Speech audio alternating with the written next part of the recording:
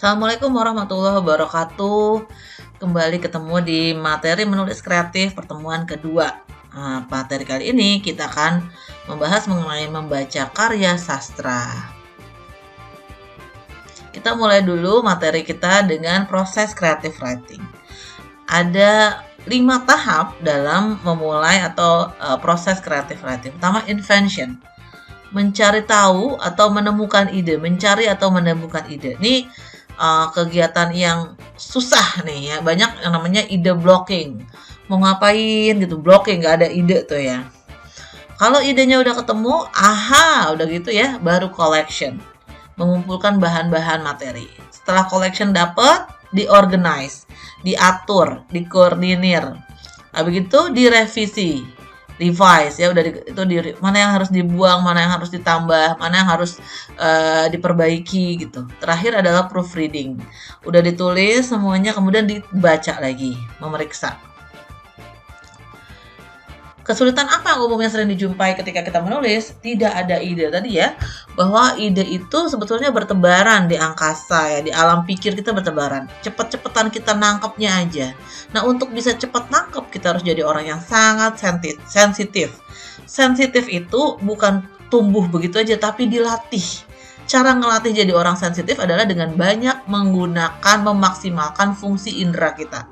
Mata dipakai untuk melihat, memperhatikan hal-hal yang kecil, telinga digunakan untuk mendengar, ya, kulit juga ya, meraba dan segala macam. Teman-teman udah belajar tentang nirmana kan? Di situ ada tekstur ya. Dengan banyak kita dapat rangsangan, dengan kita banyak melihat itu, biasanya akan tumbuh. Nah, tumbuh apa? Tumbuh kreativitas, tumbuh sensitivitas. Jadi udah ngelihat, bukan udah dilihat begitu aja, tapi dipikirin lagi gitu. Udah dilihat, ini apa ya fungsinya, dikritisi, ini maksudnya apa ya. Nah gitu. Itu biasanya yang bikin kita jadi sensitif. Ide kita tuh nggak pernah mati gitu.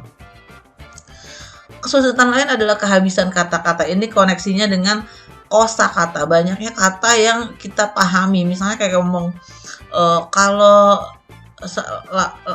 persamaan katanya mengunduh tuh apa sih, mengunduh gitu. Nah, kosakata ini salah satunya bisa kita dapat ya, orang yang banyak kosakatanya tuh salah satunya dengan cara membaca, banyak membaca, karena dengan baca-baca kita nemuin kata-kata yang baru. Tidak tahu harus mulai dari mana, gak punya ide nih, mau nulis sesuatu, mulainya dari mana sih? Itu ya pertanyaan-pertanyaannya. Terus bagaimana harus menindaklanjuti tulisan, gak pede nih, gak pernah nulis ya. Tapi nggak ada perjalanan ke Roma itu diawali dengan satu langkah. Jadi harus dimulai dulu dengan satu langkah, dimulai dulu dengan kemauan, baru setelah itu akan datang semuanya. Ya jadi kalau cuma ngomong nggak bisa, nggak punya bakat, nggak jadi kita. Harus dimulai. Ada solusinya kalau kita tadi ya ada blocking kayak begitu, ide nggak ada. Jujur dan deskripsi. Jujur aja dengan perasaan kita. Jujur, gue lagi nggak suka, gue lagi sedih, gue lagi bahagia. Bahagianya kenapa terus ditulis? Bahagianya karena begini-begini. Apa yang membuat bahagia? Kenapa bahagia itu bisa timbul ya? Pertanyaan-pertanyaan itu kemudian kita tulis secara random aja. Nggak tulis tangan ya, entah tulis tangan, entah diketik ya. Nanti akan ketemu tuh ya, benang merahnya. Dan deskripsi. Nah, deskripsi itu artinya menggambarkan. Selanjutnya kita akan belajar nanti bagaimana menulis dengan cara menggambar. Kalau teman-teman biasa menggambar menggunakan kuas, pensil warna, sekarang di menulis kreatif kita akan belajar menggambar dengan menggunakan kata-kata. Kode sastra. Nah, kode sastra ini bisa dipakai di mana aja teman-teman. Kode sastra ini materinya saya dapat dari Bapak Yudhistira Masardi, salah satu novelis yang karyanya sangat terkenal, yaitu Arjuna Mencari Cinta. Ya, saya pernah ikut penulisannya ya, kelas penulisannya. Kode sastra itu ada 5W1H plus. Nah, tambah kalau dia fiksi, who, what, where, when, setting gitu ya. Kemudian why dan how, bagaimana dan mengapa, merupakan simbol metafora. Kalau sastra itu biasanya pakai metafora kayak tadi ya, punggung bukit, kristal-kristal bening, itu perumpamaan. Itu namanya sastra. Terus deskripsi, digambarkan. Doktrinnya tell it literally. Doktrinnya dalam menulis karya sastra itu adalah ungkapkan secara jujur, eksploratif, imajinatif, original, kreatif, bentuk, isi, bahasa. Apakah itu nantinya multitafsir? Itu nggak ada masalah. Ya. Misalnya orang penafsirannya macam-macam, nggak ada masalah. Itu justru di situ kekuatannya. Yang namanya karya sastra itu orang bisa punya penafsiran yang beda-beda. Beda dengan karya jurnalistik. Kalau jurnalistik itu nggak boleh multitafsir, harus satu tafsir. Apa yang ditulis oleh wartawan atau jurnalis, itulah yang harus diterima oleh pembaca. Beda ya, kalau kode jurnalistik sama kode sastra beda. Justru kalau di sastra multitafsir, semua orang bisa menafsirkan bermacam-macam. Nih, ya ini contohnya ya. Ini ada di novel The God of Small Thing, karya Arundhati Roy.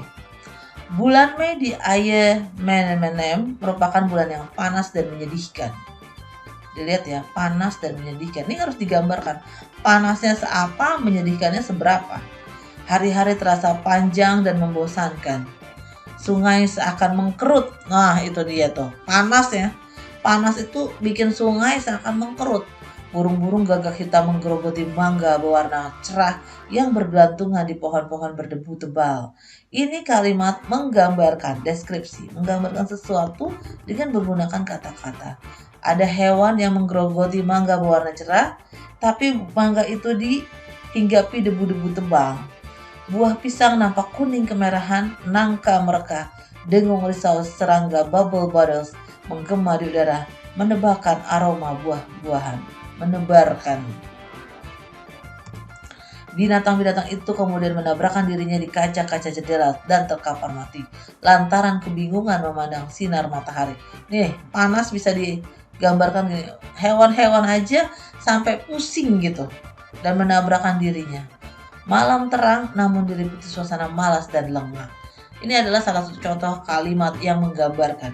Menggambarkan apa? Menggambarkan suasana yang panas dan menyedihkan. Penulis membutuhkan ruang istimewa. Menulis itu sendiri adalah ruang istimewa karena kita bisa menulis apapun ya di dalam pikiran kita, sekalipun itu adalah pikiran yang liar. Jadi itu adalah ruang istimewa. Orang lain bisa aja nggak bisa baca itu ya, tapi kita bisa berkarya di situ. Ruang yang dimaksud adalah ruang berpikir bebas, berimajinasi. Imajinasi adalah proses yang mengasihkan benar-benar hal yang terpersonal. Personal itu maksudnya cuma kita aja yang tahu. Ini menurut Simone de Beauvoir, filosof dari Prancis. Cara mendapatkan ide. Sediakan waktu untuk merenung. Ernest Hemingway adalah seorang novelis terkenal.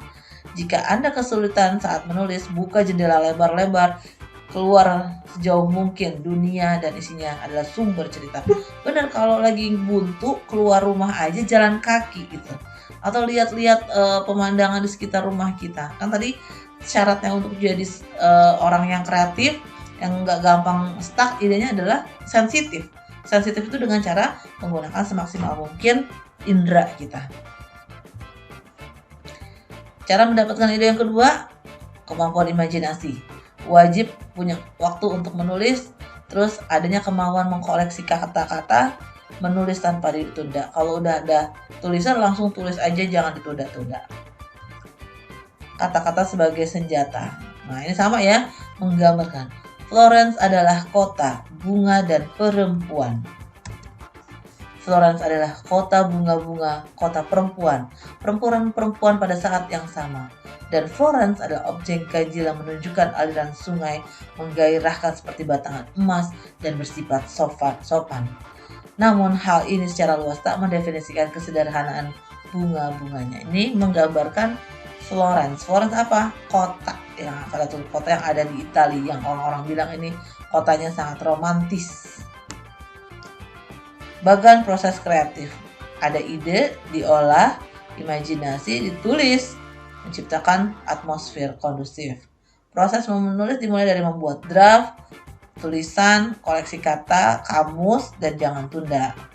Kemudian ide yang berbeda sudah ada, beranikan untuk tampil beda. Begitu lagi, kita bisa dapat ide dari karya yang udah ada, terus kita olah, tulis, gitu ya, sifatnya muter-muter. Disiplin adalah kunci utama menulis kreatif.